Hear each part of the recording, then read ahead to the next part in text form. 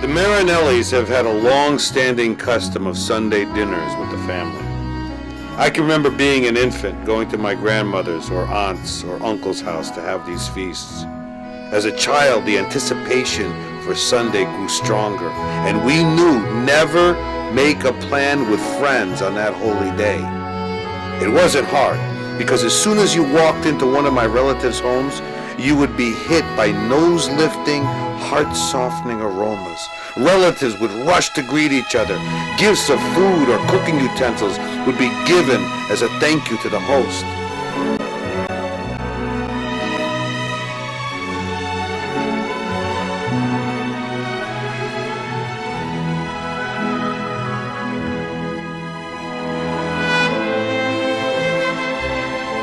We never had store-bought pasta.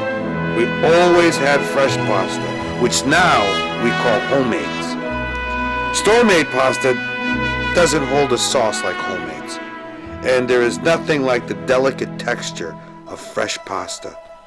But even more, there is nothing like keeping the memory alive for the next generation. I am the only one left in my family that is still making the homemades. There's a lot of work, but I see it as an incredible honor. My mother taught me how to mix at a young age, and my godfather, my Uncle Ray, he was my guardian angel in life and in the kitchen. He was a very masculine man, a chef that took me under his tutelage, giving me more secrets about cooking than any other person I've met. He was poetic in letting me explain the feeling of the flour as it mixed with the eggs in my fingers. Your hands will tell you when it's ready, he would say. Uncle Ray would tell me that macaroni in the store is cheap. That's how cheap people's souls are. They give it away just so they don't have to work. Is this work, he would ask? I'd shake my head no with a big smile, and his big hands would hug me, and we'd laugh. Whenever I mix dough, whether it's for pastas or breads, the feeling is the feeling of life itself. To this day, when I make the dough, I am very aware of the tradition I carry on. I see my father's smile, and my uncle, when I'm cooking, is always with me.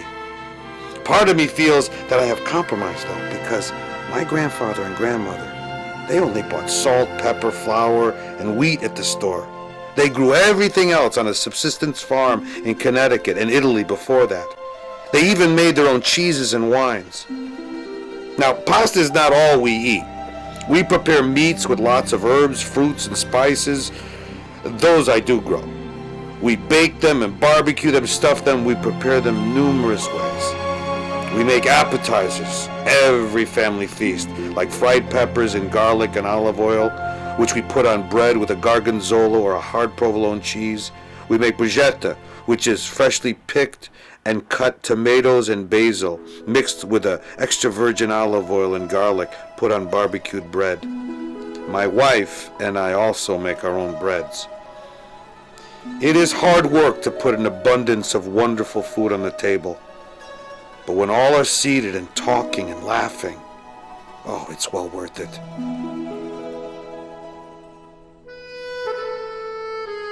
We go all out because we celebrate as a family that we are alive. In our family, we are well aware of death. We let our children know it at a young age that it is coming, so they live an authentic life, one that they want to live.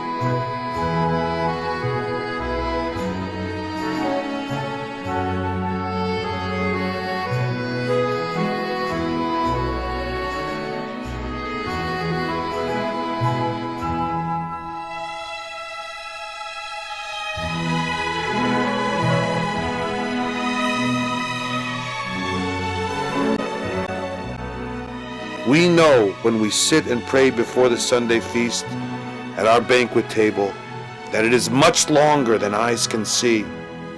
It goes thousands of years back to the mountains of Abruzzo and the island of Sicily.